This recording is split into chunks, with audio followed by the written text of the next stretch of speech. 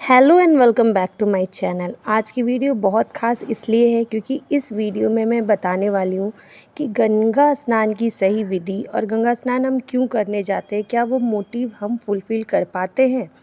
हम अपने धार्मिक इच्छाओं को पूरा करने के लिए गंगा स्नान करने जाते हैं, पर वहाँ जाते ही हमारी सबसे पहली गलती होती है कि कभी-कभी हम चप्पल लेके गंगा जी में घुस जाते हैं, जो कि बहुत पाप की तरह माना गया है। दूसरी, हम शैम्पू का यूज़ करते हैं और तीसरी, हम गंगा के में जाके अपने कपड़े धोते हैं। ये 3 काम तो बिल्कुल करना ही नहीं चाहिए। अगर आप गंगा स्नान अपनी धार्मिक इच्छा को लेके कर रहे हो, तो कुछ विधियाँ होती है जिसको हमको फुलफ़िल करना होता है, तब जाके हमारा स्नान करने का जो मोटिव होता है वो पूरा होता है। पहली, कि गंगा स्नान करो, उसमें शैम्पू-वैम्पू का बिल्कुल यूज़ मत करो, क्योंकि गंगा को हम माता की तरह माने हुए हैं, तो हम उसमें शैम्पू कैसे ही यूज़ कर पाते हैं। दूसरी, कपड़ा-वपड़ा बिल्कुल मत वॉश करो। तीसरी, गंगा स्नान करते ही वहाँ पे गंगा माँ की छोटी-छोटी मूर्तियाँ बनाओ गंगा की मिट्टी से और उसकी पूजा करो। चौथी चीज़, मूर्ति की पूजा करके उसमें विसर्जन करना है। पाँचवीं, जब हम गंगा स्नान करके बाहर निकल जाते हैं तो वापस गंगा में अपना पैर नहीं धोना चाहिए। और सबसे महत्वपूर्ण चीज़ कि जो गीले कपड़े होते हैं उसको भी गंगा में नहीं धोना चाहिए।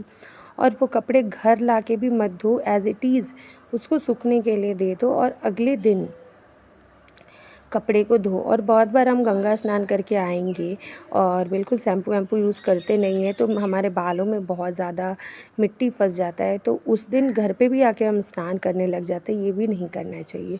अगर आपको अच्छे से नहाना है तो अगले दिन नहाओ। यहाँ पे मैं 7 मूर्तियाँ गंगा माता की, 7 अलग अलग मूर्तियाँ बना के, और इधर मैं शिव, गणेश जी और पार्वती जी की पूजा कर रही हूँ। और जिस दिन मैं गंगा स्नान करने गई थी उस दिन एकादशी का मुहूर्त था, तो और भी ज़्यादा अच्छा लगा। और गंगा स्नान करने के बाद बहुत मन में, और ये बड़ी सौभाग्य की बात है कि हमारे भागलपुर एक्चुअल में गंगा के किनारे बसा है, तो हम लोगों को जब भी हम अपने पैतृक घर जाते हैं तो वहाँ पे यह मौका प्राप्त हो जाता है। और यहाँ पे मेरी मम्मी भी मुझे सिंदूर लगा रही है। तो किस-किस को बहुतों से मैंने सुना है कि गंगा स्नान करना मुझे पसंद नहीं है। सच बोलूँ तो मैं भी उनमें से एक थी। क्योंकि मेरा एक इंसिडेंट था, जब मैं छोटी थी तो मैं गंगा स्नान करने गई थी और वहाँ पे मैं डूबते-डूबते बच गई, और उस दिन से मेरे अंदर एक डर आ गया गंगा स्नान को लेके। तब से मैं नहाने नहीं लग गई। लेकिन अब जब मेरी शादी-वादी हो गई और हम लोगों के घर पे जब भी कोई पूजा पाठ होता है तो वो गंगा जल से ही होता है, और गंगा की जो मिट्टी होती है उसका यूज़ करते हैं। तो जब हम गंगा स्नान करने जाते हैं तो वहाँ का जल और वहाँ की मिट्टी, ये देखिए मैं मिट्टी और मेरी माँ जल ले जा रही है, और यहाँ पे मैं गंगा में बढ़िया से अपना पेडिक्योर भी कर रही थी। और ये देखिए, ये जो कपड़ा है बिल्कुल मिट्टी से लथपथ है, लेकिन मैं इसको आज नहीं धोऊंगी। कल अगले दिन अच्छे से इसकी मिट्टी झाड़ के फिर मैं सर्फ़ से धोऊंगी। और यही एकदम सही तरीका है गंगा स्नान करने का। और अगर आप ऐसे एंटरटेनमेंट के लिए कर रहे हो फिर तो कर ही लो। और हाँ गाइस, प्लीज़ गंगा में कचरा मत फेंको। कचरा फेंकने से गंगा बहुत गंदा हो जा रहा है। और जब मैं अभी, आपको जैसे कि पता है कि मेरे घर में कुछ बहुत बड़ा फंक्शन होने वाला है और उसी की तैयारियों में मैं जुटी हूँ, तो गंगा स्नान करने भी इसलिए ही गई थी ताकि मैं वहाँ से जल और वहाँ की मिट्टी ले आऊँ।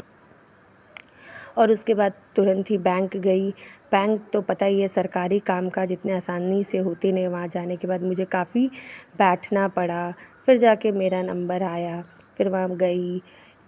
अगर आपको मेरा वीडियो पसंद आ रहा है तो please do like, comment, share और सब्सक्राइब करना ना भूलें। तब तक के लिए बाय।